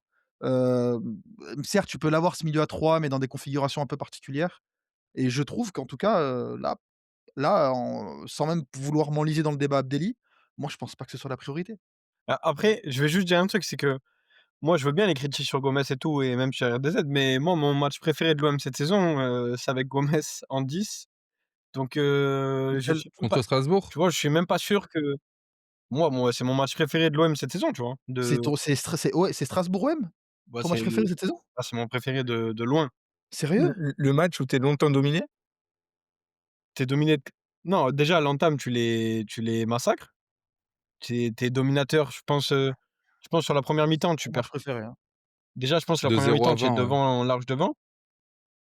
Genre, même pas franchement, jusqu'à la mi-temps, j'ai pas Non, souvenir d'une je me occasion rappelle très bien strasbourgeoise du et à match. cette époque, On l'avait débriefé avec Marouane, donc je Strasbourg me rappelle très bien. Tu as une occasion d'Emega vers la Mais 25e mais minute mais qui c rebascule un petit peu la ouais, la voilà. domination.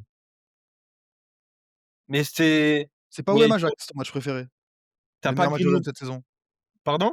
C'est pas OM Ajax le match, où l'OM est le meilleur cette saison? Non, moi je m'en rappelle, ce que j'ai dit après le match contre l'Ajax, c'était que enfin, déjà l'Ajax c'était minable et puis tu marques sur toutes tes occasions. Donc forcément, Bah, c'est moi j'ai pas le souvenir d'avoir eu autant d'occasions contre Strasbourg, hein. à Strasbourg en fait, c'était Tu Il y l'approche. peux a le perdre, il le y a match, hein, Gouy sincèrement contre, Strasbourg, hein. ouais, mais Non, tu dois mener tu peux très le vite perdre. au dans le 1er quart d'heure, en vrai. En fait, Bah, ça va dans les 2 sens quoi, au final on peut dire qu'Aguerd il peut prendre rouge sur ce match-là, hein. ouais, mais c'est pas tant sur le c'est pas tant Il sur le croque à la match en fin. lui-même, c'est plus sur l'approche et sur certaines trucs qui avaient été faits dans le match, tu vois? Genre les 25 premières minutes, l'OM avait eu un pressing et une approche du match que tu as pas eu contre d'autres équipes Sur ça je suis d'accord, et mais c'est pas c'était le un fait de Gomez. déplacement à la mi et à l'époque, Strasbourg avait pas encore baissé de rythme, ils étaient Oui, je suis sacrément d'accord sur ça, ça c'est vrai, ouais. et Greenwood est sur le banc, tu fais tour je crois que tu mets qui? Tu mets Greenwood, tu fais tour enfin, c'est un match où tu fais Tu tourner, mets genre tu vas même pas Peshao avec à ton droite. équipe, tu mets Peshao à droite, tu avais Peshao pas encore en jambes. Ouais, c'est ça, tu as Peshao, Gouiri, Weah, Gomez, Højbjerg, O'Reilly, Murillo, Aguerd, Balerdi, Medina, Rouli. Tu avais relancé Murillo qui avait pas encore joué, genre, Qui a un mauvais match en plus, je trouve, franchement, malgré son but. Non, mais après Gomez, moi tu vois, alors je me souviens, on avait eu ce débat-là avec Younes, où lui il me disait qu'il avait beaucoup aimé, Gomez dans la densité. J'étais d'accord, mais le truc c'est que ce match-là, c'est quand même assez neutre dans ses choix de passes, aussi haut sur le non, terrain. justement, moi je me rappelle de ça. Là, j'ai plus Je le me match rappelle en très bien de sa première, hein. je me Et rappelle le match est il trop loin, tu conserve. vois? Mais je me rappelle avoir kiffé le match de Gomez ce jour-là. Et bah, ouais, mais justement, en fait, la dissension, elle était sur le fait que Gomez, dans la densité, il s'en sortait toujours, Mmh. mais que pour moi, en fait, il cassait pas assez de lignes. Et c'était en fait et il était là le débat, tu vois? Mais enfin. Après, c'est pour ça que pour moi et je pense qu'un match contre l'Ajax ou un match peut-être contre Newcastle, c'est peut-être des matchs un peu plus, ou contre le Real Madrid, tu vois? Pour moi, Real Madrid et Ajax, c'est 2 matchs où De Zerbi s'est peut-être le plus rapproché de son idéal, avec une équipe capable de verticaliser très vite. Et c'est pour ça que cette idée d'avoir Greenwood dans l'axe et excusez-moi, ma voix elle part un peu en cacahuète, j'ai attrapé froid les amis. Greenwood dans l'axe et un excentré offensif, en du moins un offensif polyvalent, c'est ça la priorité en fait pour Ah cet hiver, ça je te tu rejoins vois? à 1000 tu vois? Ça j'allais Et dire. le Abdelli pour moi c'est un faux débat parce que je suis pas sûr que l'OM ira dessus, je pense qu'il le regarde, mais c'est à mon avis ça va pas overlapper comme on dit, dans la startup nation, avec le besoin de l'offensif quoi. Au Opti, Younes, vous aviez des noms en tête quand on parle d'offensif comme un peu comme ce que Marwan a proposé il y a 5 grosses minutes? Vous avez d'autres noms qui pop up là? Ou c'est pas là-dessus que vous auriez été? Non, moi Non, moi, c'est je suis sûr, assez je d'accord sais avec pas si Younes veut vas-y, non, non, vas-y, petit, vas-y, vas-y. Heu, moi, je suis d'accord sur le profil. Moi, je veux un offensif, gaucher qui peut soit suppléer Greenwood, soit, jouer en même temps que Greenwood et renvoyer Greenwood dans l'axe ou lui évoluer dans l'axe. Je pense que ce profil-là fait pas débat parce que tu as pas d'offensif gaucher si ce n'est Mason, que Traoré va revenir et qu'il va pouvoir occuper le poste axial, concurrencer Peshao à gauche, que Gouiri va revenir, qui va pouvoir jouer devant et aussi un peu plus reculé comme on l'a vu contre le PFC. Donc tout ce qui est poste, axial et à gauche, c'est par un droitier, tu as ce qu'il faut. Alors qu'à l'inverse, à droite, tu as que Greenwood. Moi, il y a Bilal Nadir que j'aime beaucoup et qui, je pense, pourrait être utilisé plus haut et plus sur la largeur, mais pour l'instant, ça n'a pas été fait par De Zerbi. Donc c'est pas sur ça qu'il projette, et Nadir, en fait, je l'aime à trop de postes, donc après c'est un joueur que j'apprécie, peut-être un peu biaisé. Qu'est-ce que Heu tu penses de Florian Thauvin, au petit? Ah, mais c'est pas possible et je pense pas que ça soit dans tous les cas, même si c'était possible, que ça soit viable, tu vois? Mais quitte à relancer un joueur de Ligue 1 qui est plus jeune qu'Abdelli, qui a connu honnêtement des pics de performance bien plus hauts qu'Abdelli, j'en veux pas, hein, Ludo mais c'est Blas? hein? Ludo Blas? Ludo Blas a eu des pics de performance, dans le championnat de France qui sont bien au-delà de ce qu'a pu faire Abdelli, de mon point de vue, qui collent plus à tes besoins et sinon mon rêve, parce qu'il est sur le marché, c'est Oscar Bob. Mais Ah, il faut passer à la caisse, C'est quoi. un doux rêve. et un petit prêt de Franco Mastantuono les amis. Ouais, c'est un doux rêve et puis tu casses pas 3 pattes à un canard quand tu dis que tu veux Oscar Baba quoi. Enfin, c'est pas besoin Ouais, d'avoir, Mastantuono, tous les c'est jours, pas une Marouane, idée, c'est difficile de dire non. Pour moi, c'était un des offensifs les plus en vue, Ouais, c'est sur le match ouais, contre nous en septembre. Un profil qui est très à l'aise à droite, qui est très percutant. et l'homme le Tu voulait, peux hein. y Ouais, bah, écoute, je signe. Mais en tout cas, moi, j'ai pas forcément de Non nom mais à les proposer. ouais. Je suis pas très bon dans l'exercice. C'est pour ça qu'on a laissé la voie libre à Marwan qui est très pertinent sur le sujet. Par contre, je te rejoins parfaitement sur la liste des besoins que tu as dressés sur le profil des milieux de terrain. Deserbi l'avait expliqué en conférence de presse, le poste de 10, il est polyforme et il y a pas un seul type de 10 et il a certains profils qui lui permettent, de répondre à certains besoins, mais je pense qu'on manque beaucoup de créativité et ça nous a posé problème sur certains matchs. Je pense que la blessure de Gouiri n'aide pas du tout parce que lui, pour le coup, aurait pu être ce profil créatif que tu utilises en 10 justement sur beaucoup de configurations et ça nous a, bah, malheureusement porté préjudice de ne pas l'avoir pendant une grosse partie de la saison. Je pense que c'est un peu le chaînon manquant parce que si tu vas avoir un 10, un petit peu travailleur, tu as toujours l'option d'avoir un Bilal Nadir qui peut évoluer sur le poste. L'idée d'avoir travaillé avec Vermieren aussi sur la dernière rencontre notamment, c'est pas un motif de satisfaction sur Monaco, mais je trouve que l'idée est bonne et elle mérite d'être revue dans un autre contexte avec un Vermieren un peu plus inspiré techniquement. Donc je pense qu'on a ce qu'il faut dans ce registre-là. Ahmed Traoré, s'il revient aussi, va t'apporter un côté un peu plus déséquilibrant que ce que tu peux, avoir pour l'instant. C'est clairement sur cette créativité-là que l'OM doit foncer à mon sens. Personne donc pour, alors moi j'avais un nom à vous proposer, Ah! mais il joue c'est plus bas et c'est moins offensif que ce que vous nous avez proposé, notamment toi Marwan, mais ça nécessite de faire sauter quelqu'un dans ce fameux, gros lot qu'on a de joueurs, Ouais, qui Kondogbia quoi Max pour représentent, toi? non Kondogbia pas pour toi quoi? alors pour moi je sais pas, pour le bien des finances peut-être. Mais voilà, il faut se faire sauter un 6-8, casser un prêt, peut-être un prêt danois, à à voir. Mais moi, je me suis tout de suite projeté sur quelqu'un qui est dans un club qui vit mal. Ah, On l'a évoqué tout à l'heure, d'ailleurs, quand on parlait de la CAN, parce qu'il a été passeur décisif, pour Riyad Mahrez, ah, c'est Hicham Boudaoui. ah! Ouais, Bah, je pense que ça lui ferait du bien d'être dans un club qui n'est pas dirigé par le RN, mais ouais, non, mais complètement, complètement, complètement. Le truc, c'est que j'aime Est-ce beaucoup que Bouda c'est pas déjà inatteignable? C'était la question que je me suis posée, non. sur une année CAN en plus, en sachant que Nice là, va sans doute pas le lâcher, l'hiver, je pense qu'il lâche vu n'importe la qui Nice si tu config. mets l'argent. Ouais, Je je pense pense qu'il lâche Ouais, qu'en mais à n'importe qui, quel plus, mais prix? Oui, voilà.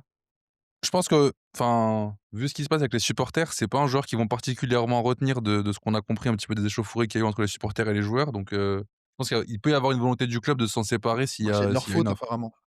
Et ça serait extra sportif pour le coup, ça serait Complètement. pas lié aux considérations sportives du joueur.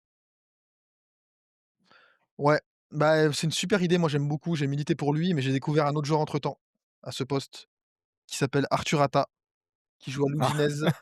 ouais. Qui ressort J dans toute, dans parce que je me suis un peu amusé pour vous donner, l'info et je crois qu'on est plusieurs à l'avoir fait.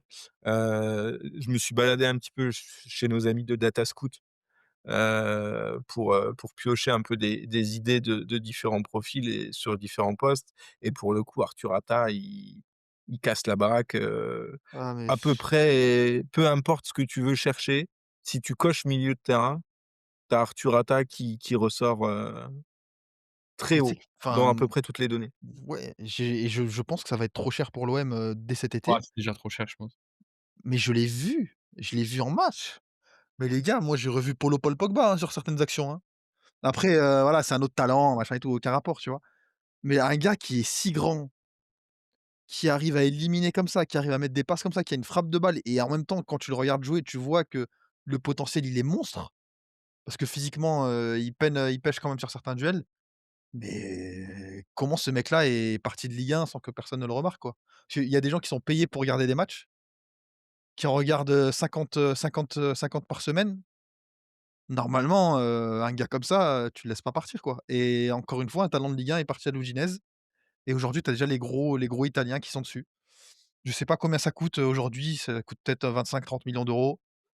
Je pense moins, sincèrement. Je pense que les clubs italiens aiment bien annoncer des prix de zinzin, mais à la fin, on s'y Je retrouve. pense que pour 15-20, Il Ah, faut aller dessus.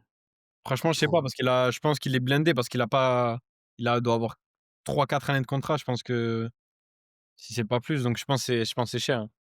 mais tu ouais, mais est-ce que récupères un est-ce que les dirigeants de l'Udinese ont la possibilité et la viabilité de retenir quelqu'un à 20 millions c'est d'euros qui part pour un club qui va jouer la Ligue des champions? c'est ça le truc, quoi. C'est ça le truc. Et je suis désolé, mais c'est pour ça que pour moi je vais chercher si faut c'est le 1er mec que je tente, à ce poste-là. Et il faut y aller parce que derrière, c'est un mec qui peut coûter, 60-70-80 si jamais tu arrives à le valoriser, correctement, tu vois? Et je pèse mes mots, tu vois?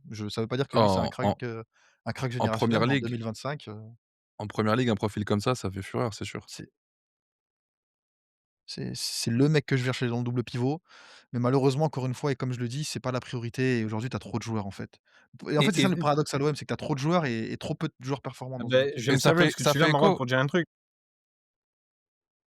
ah vas-y, vas-y, vas-y, Vas-y, vas-y. vas-y. Ah, J'allais juste dire, ça fait écho à ce que C'est disait Longoria sur la période du mercato où il disait qu'il allait falloir d'abord vendre avant de penser à acheter.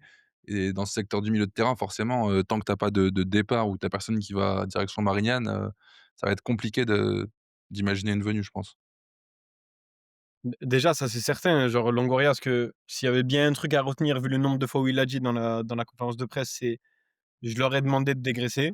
Genre, j'ai fait comprendre que le club, la priorité du club, c'est de dégraisser et surtout, là, on n'est pas dans une si genre, tout le monde veut un upgrade de l'effectif, mais on n'est pas dans la situation d'urgence du mercato, sous Gattuso pendant la CAN. Là, c'est un mercato où honnêtement, même s'il y a un départ ou 2 départs qui sont pas compensés, et je parle pas des je parle pas des joueurs qui sont en loft comme, Mopé, Lirola, Garcia, eux, c'est même pas des départs, c'est des je les compte comme des libérations s'ils s'en vont.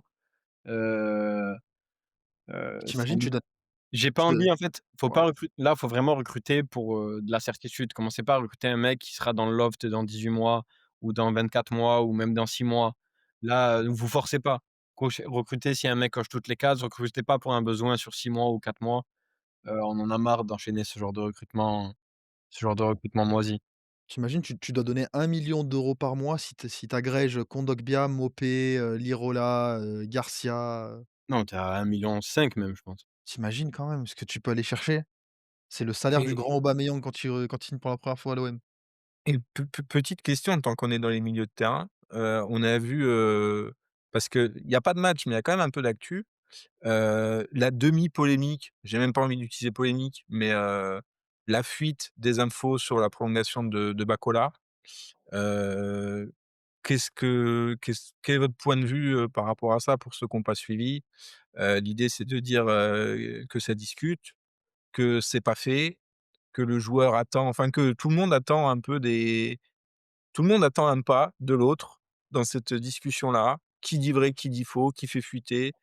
C'est un peu nébuleux, mais pour un joueur dont Mehdi disait: «Il est prêt», en pour reprendre les propos aussi de RDZ, il y a quelque temps en interview, j'ai trouvé ça assez intriguant, la façon dont c'est sorti. Sur sa prolongation? Heu, moi je t'avoue que je suis intrigué plus largement par son utilisation cette saison.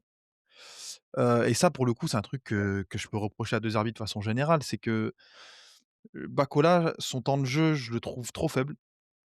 Trop faible par rapport aux promesses qu'on a dressées autour de lui, trop faible par rapport au crédit soudain qu'on lui a donné face à Newcastle pour entre guillemets «disparaître» derrière. Et ça fait écho à plein de choses, ça fait écho à plein de choses, mais pour rester sur Bakola, moi je comprends les 2 parties. C'est que d'un côté, tu as l'OM qui veut le blinder, parce qu'ils savent que ça commence à s'agiter. C'est un joueur qui commence à pointer le bout de son nez en pro, avec des prestations plutôt intéressantes, même si pour moi il est capable de bien plus et que ça reste léger aujourd'hui. Et de l'autre côté, un joueur qui se demande: «Bah, voilà, moi le début de saison, je fais, 59 minutes en Ligue 1 sur toutes mes entrées». Ben, finalement, moi, j'ai déjà 18 ans. Dans le football en 2025, un joueur de 18 ans en qui on croit à l'OM ou dans un club du standing de l'OM, ça doit disputer au moins le triple en termes de minutes. Donc, qu'est-ce que je fais? Qu'est-ce qu'on m'offre ailleurs? Et je regarde. Voilà, tout simplement. Alors, autre dossier, autre contexte, autre époque, tout ce que vous voulez, mais ça en dit aussi, long sur la capacité, qu'a l'OM de garder entre guillemets «ses talents», et je fais évidemment référence au cas, Sternal, dont on peut discuter, et c'est peut-être pas l'objet du podcast aujourd'hui, mais en tout cas, il y a un débat, qui à mon sens, est ouvrable. Ça m'a un peu, même si c'est complètement différent, sur certains points, un peu fait penser à Camara, même si Camara, il avait 100-150 matchs, dans les pattes quand ça discutait de sa prolongation de contrat. Mais c'est des dossiers que tu as traînés pendant des mois. Heu, je sais Après, pas, les premières tout destinations ça, de ça Camara me étaient chiantes aussi, hein. Les premières, oui. là tu parles de la dernière, mais les premières de Booba, elles étaient déjà imblairables, hein, les négociations. Alors enfin, j'ai l'impression qu'il y a ce marronnier qui revient avec les jeunes à gros potentiel régulièrement. Tu as pas trop de mal à faire signer, ceux qui sont bons chez les 19, mais qui auront quand même pas trop d'apparitions, en A. Ça, a priori, il y a jamais trop de questions. Mais dès qu'on se rapproche de quelqu'un qui pourrait avoir du temps de jeu, j'ai l'impression qu'à chaque fois, on est sur le même schéma. Je sais pas ce que vous en pensez? Quand bien même les dossiers sont différents, hein, mais il y a jamais une prolongation claire, nette, belle. Bam, 5 ans, c'est un jeune, il signe, il joue et tout va bien. Bah, ça, il faut le faire comprendre aux supporters qui s'amusent à insulter les joueurs dès lors qu'ils refusent toutes les propositions qui viennent du club. On a eu le cas, avec Dieng, on a eu le cas avec Camara, on a eu le cas avec d'autres joueurs. Là, on a vu pour Bakola et Opti disait quelque chose de très juste, c'est que, tu as des supporters qui réclamaient du temps de jeu pour les jeunes, mais dès lors que le club, bah, voilà, n'agit pas forcément dans ce sens, les supporters se mettent à brûler le jeune parce qu'il va pas dans le sens du club. Je te paraphrase, hein, tu l'as mieux dit que moi, Opti, Mmh. mais c'est ça l'idée, quoi. Et le truc, c'est qu'au bout d'un moment, il y a peut-être des constats à tirer. Enzo Sternal, on avait eu aussi le cas de sa prolongation qui avait été un peu rocambolesque. Je pense qu'il y a peut-être des leçons à en tirer. L'OM est encore jeune de toute façon en ce qui concerne la post-formation, mais c'est vrai que maintenant il faut commencer à progresser là-dessus parce qu'à chaque fois que l'OM fait quelque chose, ça manque de sérénité. Et là, sur Bacola, qui est quand même un talent dont on parle depuis, 2-3 ans à l'OM, en tout cas pour les ailes les plus aguerris, voilà, au bout d'un moment, moi ça m'embête parce que je comprends pas sa gestion, ça m'embête parce que c'est un talent dont on se retrouve dans une situation contractuelle compliquée. Il y a d'autres clubs qui en même temps, eux, ne dorment pas sur certains dossiers. Je pense pas que l'OM dorme, mais c'est embêtant, voilà, c'est embêtant. Et pareil pour Bilal Nadir, là, il se retrouve à 6 mois de la fin de son contrat, c'est embêtant, quoi. Lui aussi d'ailleurs dont la gestion sportive je ne comprends pas, Mmh. c'est C'est il y a enfin rien il y n'a a fuité, mais le parallèle peut être fait. Lui, pour le coup, est à 6 mois du contrat. Longoria en a parlé dans son interview en ouais, disant en gros, enfin, il a un peu noyé le poisson, hein. Moi, j'aime je l'ai pas les joueurs entendu en un fin peu de comme ça. contrat, il disait: «C'est un bon joueur, on est content de son rendement» et Après cetera. pour Il Bilal, faut j'ai bien aimé voir ce par qu'a dit rapport à ce Longoria. qui est Parce que pour Bilal, Longoria, il a quand même dit: «C'est un joueur qu'on avait prolongé quand il avait les croisés». Je sais pas s'il a le même entourage qu'à l'époque. Alors, c'est leur métier, chacun sous la partition, ils veulent le meilleur contrat et tout et j'espère que ça se terminera en bonne entente, avec une signature, quoi. Parce que c'est un mec qu'on a prolongé quand il s'était fait les croisés, qu'il avait plus que 6 mois, je crois, à l'époque. Bon, Ouais, c'est ça, c'est ça. C'est exactement ça, mais mmh, quand tu vois, Bilal Nadir, son temps de jeu ces dernières semaines, moi je suis désolé, mais il fait un bon match à Toulouse. Derrière, il est pas reconduit. ouais, ouais, c'est une ex Bah, le truc, c'est qu'au bout d'un moment, ces cas-là, ils s'accumulent quand même à l'OM, je suis désolé. Des joueurs qui disparaissent, qui réapparaissent, pour des raisons que tu ne comprends pas et là, je pointe De Zerbi. O'Reilly, le mec joue tous les matchs, après il en joue plus un seul. Bacola, il joue titulaire face à Newcastle, derrière il joue contre la réserve en Coupe de France. Il rentre contre Lille, il rentre je crois une demi-heure, ou 20 minutes contre Lille. Contre Monaco, je crois il fait 20 5 minutes, ouais. minutes. Non, Monaco, il fait 5 minutes, je crois. Non, non, 20 Monaco, il fait minutes, c'était 5 sur minutes, j'avais c'était ah regardé. bien sûr, ils ont je rien, parlais je crois. de Lille. Ah pardon, pardon, excuse-moi. Au bout d'un moment, enfin, qu'est-ce que tu veux faire? Il y a des choses qu'on comprend pas, Vermieren, on le balance, une fois qu'Oreilly est crevé alors qu'il aurait pu jouer avant. Mmh. Enfin, je suis désolé, mais au bout d'un moment, il y a des Balerdi pareil, regardez Balerdi, vous savez très bien que moi je suis pas fan du joueur, mais Balerdi il aurait pu jouer plus ces dernières semaines. Surtout quand tu as des hécatombes derrière. C'est Beh, problématique et surtout derrière tu fais une sortie pour dire: «Bah, voilà, il sait quel joueur il peut être, maintenant à lui de décider». Alors qu'en début de saison, il est beaucoup plus mauvais que ce qu'il a été, sur la période qui a précédé cette déclaration-là. Moi je comprends pas, beh, je comprends pas. après tu peux te poser la question de savoir si au final, est-ce que ce mercato-là, au-delà vraiment comme je vais me répéter, mais au-delà de l'offensive gaucher qui pour moi est primordial, est-ce qu'au milieu de terrain, tu peux pas juste, bazarder un mec? Et quand je dis un mec, c'est un mec qui joue ou qui peut être amené à jouer, genre un Kondogbia ou un O'Reilly et laisser le reste, sans recrutement et te dire que, avec plus de temps de jeu, tu auras un meilleur Nadir, avec plus de continuité, tu auras un meilleur Vermaelen. Faire le pari de diminuer le nombre de joueurs qui sont aptes à prendre des minutes et que les minutes des autres seront meilleures que genre, tu vois, un Vermeeren qui fait 900 minutes sur la phase retour, il fera 900 minutes meilleures que les 600 qu'il a eu sur la phase aller parce qu'il en aura plus. Pareil Après pour un Bacola, c'est à supposer que tu as tiré les enseignements nécessaires sur ta cellule médicale parce que, enfin, clairement, on disait qu'on ouais, avait un effectif pléthorique en septembre.